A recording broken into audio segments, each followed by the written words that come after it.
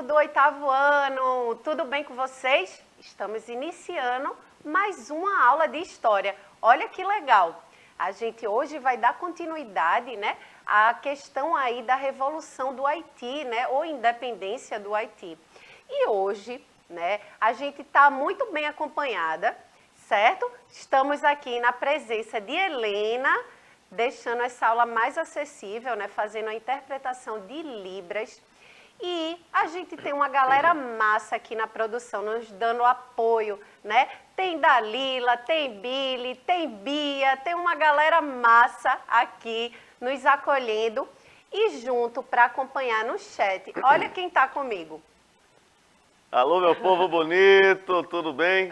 Eu sou o professor Giorgio Paulo, conhecido no interior como Matutinho Lindo. Estamos aqui hoje para compartilhar com vocês e a professora Vanessa esse assunto massa de história, que são os processos de independências, né, das antigas colônias espanholas e portuguesas. E aí eu vou trazer para você, bota aí, Billy Paul, aqui ó, aqui Billy Paul, os QR Codes, aqui ó, olha só. E aí você vai, quem não tem ainda, tá? Vai acessar e apontar a câmera do seu celular aí no QR Code, vai baixar o aplicativo, beleza? E aí você passa a ter uma interação maior conosco aqui, ao vivo e a cores para todo o Brasil. É só você mandar o recadinho que a gente responde aqui, feito caldo de cana. E outra coisa, vai estar depois dessa aula lá no YouTube, na plataforma do YouTube, você pode compartilhar, pode curtir, tá? Deixar seu comentário, seu like, beleza? E aí a gente vai dando continuidade com a professora Vanessa. Vai lá, professora? Exatamente, aí o recado foi dado, né, pelo professor Giorgio e é muito importante, né, gente, essa interação, né, essa troca, porque afinal de contas a gente fortalece o nosso aprendizado, né? A gente deixa um pouquinho aí de conhecimento e vocês também trazem um pouquinho de conhecimento para a gente, né? Nesse diálogo, nessa troca, a gente aprende, certo? Mas sem mais conversa, vamos agora para o que interessa, né? O tema da nossa aula aí, como eu já falei, a gente vai dar continuidade à questão da independência do Haiti, né? Retomando aí esse momento aí, né, da história aí do Haiti, que foi muito importante, né? Então vamos lá. Vamos relembrar um pouco do que a gente já viu na aula anterior, né? A gente viu que esse processo de independência foi uma grande rebelião de escravos, né? Que levou São Domingos, que era na época chamada a ilha, né? O Haiti naquela época era chamada de São Domingos, à independência, ok? E aí vamos entender também, né, o que a gente já conversou, os desdobramentos, o que é que antecedeu ao processo revolucionário, ok? Então, bom, primeiro a gente viu, né, alguns antecedentes aí. Vejam só no slide. Conhecida como Hispaniola, certo? Quando estava sob a posse, né, o domínio dos espanhóis. E aí a gente viu que nesse período, né, foi explorado muito a questão do ouro e a mão de obra indígena escravizada. Então a população nativa nesse período quase foi extinta, né, de tão cruel que foi o processo ali de colonização no período espanhol. E aí a gente viu que depois se tornou a presença da França, né, chegou a presença francesa que ocorreu de maneira gradativa a partir do século XVI, certo? E durante o período, né, de domínio francês, houve o que? A gente falou até lá do processo sistema, né, do plantation, né, de grandes latifúndios baseado na mão de obra escrava, certo? E na produção, né, do monocultivo, da monocultura. E qual foi esse? Olhem aí no slide. Foi o processo de produção de cana-de-açúcar, certo? Então aí, nesse momento, começa a ser trazidos navios negreiros, né, assim como aqui no Brasil, a chegada de navios negreiros com essa população africana para ser escravizada no território lá que hoje a gente conhece como Haiti, e na época era São Domingos. Então esse processo, né, de colonização, tanto na época dos espanhóis quanto francesa, foi de muita violência, né, de muita exploração, ok? Então olha aí, ó. Vejam nessa imagem, né, nessa pintura aí, os conflitos violentos entre colonos brancos e negros escravizados. Porque esses negros, né, no período aí que os franceses começaram a tomar conta, né, da ilha, eles não aceitaram aquilo de uma forma, né, tá de boa e pronto, né, isso, professor Geórgio. Houve um confronto e esses confrontos foram violentos demais, né, várias rebeliões em várias partes do território ali do Haiti. Então, olha a imagem aí, a gente representando aí, né, esses confrontos e vejam que eram realmente confrontos bastante violentos, né? Entre esses colonos brancos e os negros escravizados, porque o lema, né, dessa população escravizada era liberdade ou morte, certo? Eles faziam de tudo para romper, né, com esse processo aí de exploração, de violência que era muito grande. E a gente sabe, né, pessoal, que para esses colonizadores, essa população escravizada, elas não eram reconhecidas como seres humanos, né? Eram meros objetos, como se fossem propriedades daqueles senhores, né? Não é isso, professor Geórgio? E aí, deixa eu só fazer um resumo um pouco do que a professora Vanessa já falou para a gente. Dizer a vocês o seguinte: por volta de 1492, isso aí, século XV ainda, né? É quando Cristóvão Colombo ele chega nessa região, Ilha de Santo Domingo, São Tomé, Príncipe, aquela região ali do Caribe. E aí, quando ele chega, primeiro vamos ter uma chegada sorrateira, uma chegada de criar vínculos de amizade, né? de coleguismo entre os espanhóis e os habitantes, os primitivos habitantes daquela região, né? Os índios. Esse primeiro contato com Colombo, inicialmente, foi tranquilo, né? Foi uma troca de cultura, troca de informação, a curiosidade, né? Tanto por conta do espanhol, embora Colombo seja italiano, né? Cristóvão Colombo é italiano de origem, mas navegou pela Espanha, foi a Espanha da rainha Isabel, né, e do rei Fernando. Foi quando eles concluíram lá a unificação do território espanhol, então eles começam também para a navegação, atrás dos portugueses. E aí, essa primeira chegada foi tranquila. Quando Colombo volta para a Espanha, passa um tempo, arregimenta um grupo e volta para colonizar de verdade essa região, aí começam um pouco os conflitos, porque ele trouxe consigo mais de 2.000 pessoas, alguns deles preocupados apenas em obter lucros, tanto que os 3 navios, Santa Maria, Pita e Nina, que ele veio inicialmente, foi financiado por um banqueiro, né? E aí, o que acontece? A turma queria lucro, então ele diz, ó, vamos ter ouro, prata, né, produtos agrícolas. Então, quem veio na segunda leva com Colombo veio na iminência e na preocupação de ter lucro. Então, vai ter inicialmente o conflito com os índios, né, foram chamados de índios, porque Colombo achava que tinha chegado na costa oriental das Índias, né, e aí chamou os nativos de índios. Somente aí um tempo depois, com Américo Vespúcio, em 1498, é que vai se descobrir que era um novo continente, uma terra que não se conhecia e não era as Índias. Tá? Por isso que vai se chamar depois de Américas.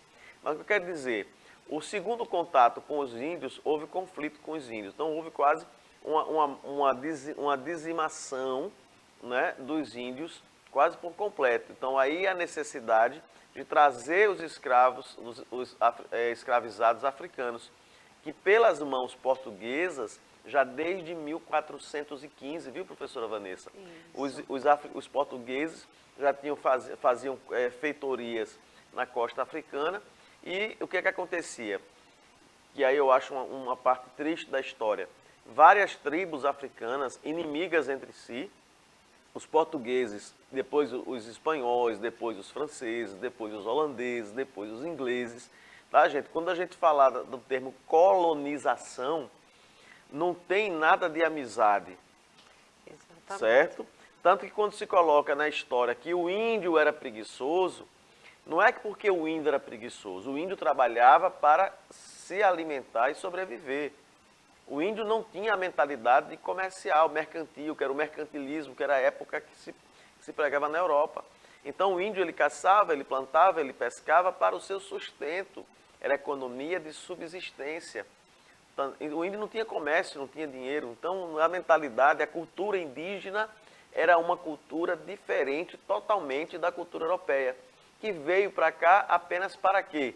Explorar a terra, tirar o que tinha de bom nela e levar para a Europa para comercializar e vender. Então os espanhóis, inicialmente com Colombo, tiveram essa situação. Quando depois a gente começa a França a não aceitar o Tratado de Tordesilhas, não sei se a professora Vanessa na aula anterior falou, mas o Tratado de Tordesilhas foi de 1494, firmado apenas entre Portugal e Espanha. E aí a França diz, olha, Adão e Eva, por acaso, deixou algum testamento dizendo que as terras do mundo só pertenciam à Espanha e Portugal? Uma questão. Portugal e Espanha eram os países católicos da Europa. A França, a Holanda, a Inglaterra já eram protestantes, já havia muitas ideias protestantes. Então, como o Papa Alexandre VI, não era que era Rodrigo Borgia, ele era espanhol, então, na verdade, vai doar essas terras, né, para a Espanha e Portugal. E, na verdade, um ano antes, a bula Intercetera dava maior privilégio à Espanha do que Portugal. Portugal não aceita e aí, em 1494, o Tratado de Tordesilhas divide a América no meio. Por isso que o território português, né, o Brasil, ficou um pouco maior, um pouquinho do que era, mas o restante todo para a Espanha. Então a França vai vir, vai invadir o território português, o Brasil aqui. A França Antártica, no Rio de Janeiro, depois são expulsos por Mendes Sá, vão para o Maranhão, fundam a ilha de São Luís, né, que é a França equinocial. E posteriormente a Inglaterra, com a questão do comércio, né, a Companhia das Índias Orientais, beleza? Mas a gente vai continuando com a conversa aí. Exatamente, né? E a gente tem que pensar, né? A gente coloca aqui como reflexão que muitas vezes, né? A história, como é contada, muitas vezes é colocada por essa visão eurocêntrica, né? Como a Europa, o centro de tudo, né? Com aquela supremacia e tudo mais. E muitas vezes a gente esquece, né? Ter um olhar mais aprofundado, né, sobre essas populações, né, tanto as africanas que foram trazidas para esses territórios, né, nesse processo aí de colonização europeia para as Américas, né, boa parte aqui da América foram ocupadas, né, por essa população, porque foram tiradas, né, à força dos seus territórios, né, lá da África, e trazidas para cá para serem exploradas. Né? Então, era isso que eu estava falando. Muitas vezes, essa população, muitas vezes não, essa população, né, diante da visão do colonizador, era tido como sujeitos, né, que não eram, não tinham direitos, né, eram só considerados meros objetos, propriedades dos seus senhores. Então, foi assim que ocorreu também lá no Haiti. E vejam aí mais imagens para a gente analisar o quanto foi violento esse confronto, né? Mas aí algumas imagens a gente pode observar aí nessas representações que, de fato, teve muita violência no processo de independência do Haiti, ok? Bom, a gente viu também a influência da Revolução Francesa, né, gente? Como estava ali sobre o domínio, né, desses colonizadores franceses.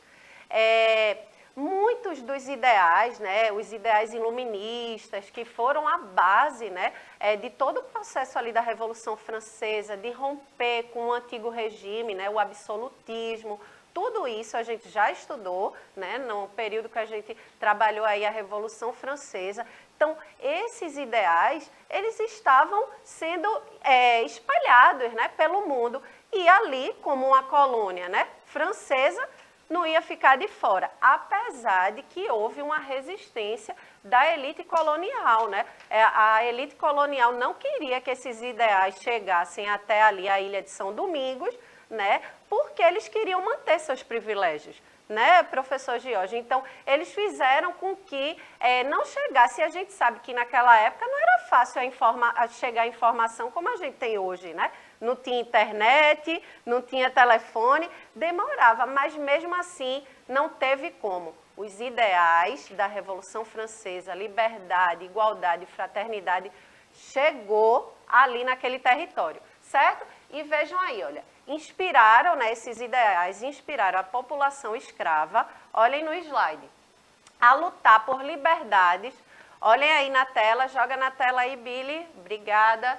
Inspiraram a população escrava a lutar por liberdade e por direitos, né, com o lema da liberdade, igualdade e fraternidade. E no momento, quem estava no poder, né, lá na França, foi o período da Convenção Nacional, certo? Que foi aí a parte mais popular, né, da França, que estava ali com ideais, né, voltados mais para a população camponesa, né, com os sans-culottes, que a gente já viu isso, e eram os jacobinos, né? Então, no momento que os jacobinos estavam no poder lá na França, existiu essa convenção e uma das questões que eram colocadas lá nesse período era a abolição da escravidão, olha aí, nas colônias, certo? Então, foi abolido a escravidão. Então, isso chegou ao território lá de São Domingos e aí o pessoal, né, essa população escravizada disse assim, opa, vamos pegar isso aí e vamos começar a se rebelar, porque não dá mais para ficar nessas condições aqui precárias, sofrendo violência, né, sendo mortos, enfim, sendo tratados como objetos, não como seres humanos dignos de direitos, certo? Então, os primeiros levantes começam a partir desse momento. Então, vejam só, se liguem aí, olha, esses movimentos, né, esses primeiros levantes não possuíam uma organização centralizada. Eu estava falando isso no início da aula, né? Existiram vários movimentos que foram eclodindo, né, surgindo naquele território e não foi um movimento centralizado, mas em várias regiões, partes, essa população escravizada, elas iam se rebelando, certo? Então, vejam, por isso, logo, né, como não tinha uma centralização, certo? Era descentralizado, veja aí na tela. Logo, o caos tomou conta da região. Então, vários movimentos ocorrendo, né, aquela coisa ali, conflito, confronto o tempo todo e não tinha, vamos dizer, uma organização centralizada, ok? Aí veja, o sistema escravista, né, como a gente estava falando, extremamente violento, o que motivou inúmeras rebeliões, certo?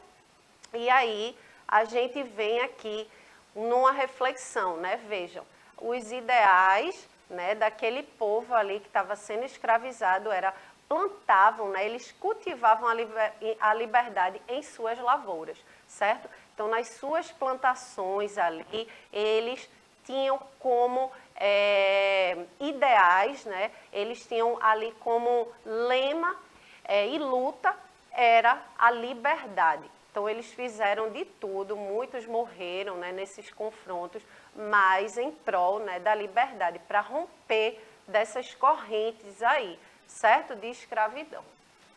E aí a gente vai entender aqui alguns rebeldes, algumas lideranças que foram muito importantes nesse processo da Revolução. Um deles é esse senhor aí, François MacDonald, que ele fugiu e passou a realizar pequenos ataques contra franceses, né? Então, já daí começa a surgir alguns nomes, né? Alguns destaques de liderança para começar a confrontar e não aceitar aquela violência toda dos colonizadores franceses. Então, esse daí é um dos pioneiros aí nesses confrontos, ok? Aí, outro muito importante foi esse daí também, né? Dutty Buchmann, exatamente, que foi um sacerdote voodoo, né? O voodoo é uma religião de matriz africana que é hoje a religião oficial do Haiti, inclusive, ela é muito parecida com o candomblé, por exemplo, que a gente tem aqui, né, no nosso país, e que tem, né, no seu ritual muita dança, comida, certo? Música. E muitas vezes esse ritual, né, ele é conduzido, vamos dizer assim, por um homem, uma liderança homem ou mulher. E a gente vai ver que teve presença também feminina, né, nesse processo de independência do Haiti. Então, veja, esse camarada aí, né, Boukman, ele era um sacerdote voodoo. E aí, veja, Boukman é o homem do livro, certo? E é um sinal de que ele era muçulmano e que carregava o Alcorão na cintura. A gente sabe que o Alcorão é o livro sagrado, né, dos muçulmanos, e alguns autores interpretam que ele era muçulmano, certo? E por isso, né, lá na África, inclusive, os muçulmanos, eles são conhecidos, né? Oi? Sefardins. Eles são conhecidos como o homem do livro. Então, por ele carregar, né, essa interpretação de alguns autores, alguns historiadores, o Alcorão na cintura, por isso que ele ficou conhecido como Boukman, o homem do livro. E uma curiosidade só, Vanessa, a religião voodoo, ela é própria do Haiti. Isso. Não é? Ela pegou a ancestralidade da religião de matriz africana e no Haiti desenvolveu-se o voodoo. Como aqui no Brasil nós temos o candomblé, não é? A umbanda, não é? Que é própria nossa no Brasil, né? A umbanda é própria do Brasil, e porque houve essa influência. Como aqui houve a influência do catolicismo, tá? No Haiti teve uma influência também muito mais do islamismo. Isso. Não é por isso que ele carregava o Alcorão. Porque na África, gente, principalmente a África, o norte ali africano, não é? E depois o que a gente chama de subsaariano, né? A influência tanto do cristianismo quanto da religião islâmica. Né? E aí a gente tem, por exemplo, os malês aqui na Bahia, que tem a revolta dos malés, tanto na Bahia como no Rio de Janeiro. Foram porque eram os escravos africanos que tinham já também a cultura do islamismo. Né? Então são curiosidades da história que muitas vezes a gente escuta, a gente lê, mas a gente não entende por quê, qual a razão desse contexto. Né? Então, pela colonização, eles tinham uma influência cultural, mas também eles traziam muito forte a sua religiosidade de matriz africana. Aí fazia o que a gente chama de sincretismo religioso, né? Exatamente. E a gente vê, né, como a gente vai ligando. A história é essa conexão, né? Não é algo solto, isolado, né? A gente sabe que vai fazendo uma costura ali, né, uma coxa de retalhos, e a gente vai entendendo como tem reflexos, né? Como influencia. A gente viu aí a influência da Revolução Francesa, veja, algo que estava acontecendo no continente europeu, lá na França, e tendo reflexo, né? Aqui na área da América Central. Então, assim, a gente vê aí como se entrelaça, né? Como a gente vai fazendo essa coxa de retalhos para conseguir, né, entender o processo, todo o processo histórico, processo de grandes acontecimentos, né? Como é uma revolução, certo? A revolução é algo que não é uma mudança qualquer, né? Um processo que vai lá na raiz, radical, né? Que vai lá na raiz para poder romper com algo que não está sendo muito bem aceito, vamos dizer assim, por uma população, por uma nação, ok? Então, vamos lá.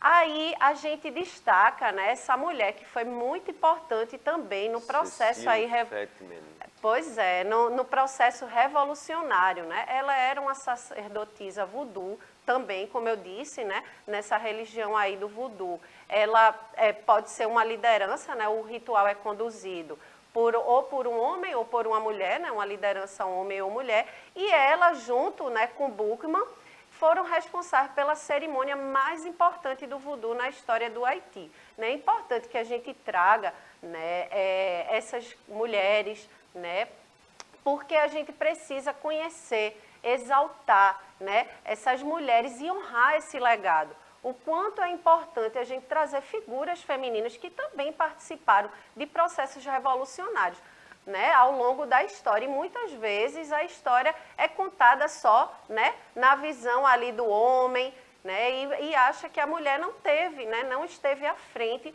de processos revolucionários. E aí a gente vê essa aí, né, Cecília Fátima, que era essa sacerdotisa, e em conjunto com Buchmann, eles foram responsáveis por essa cerimônia, que ali eles plantaram, né, nessa cerimônia, foi uma das mais importantes, e foi onde eles plantaram, dentro daqueles participantes que estavam ali, né, a questão de lutar por liberdade, né? E aí a gente vê essa imagem aí representando essa cerimônia, né, esse ritual voodoo aí, onde as pessoas presentes se comprometeram em lutar pela liberdade.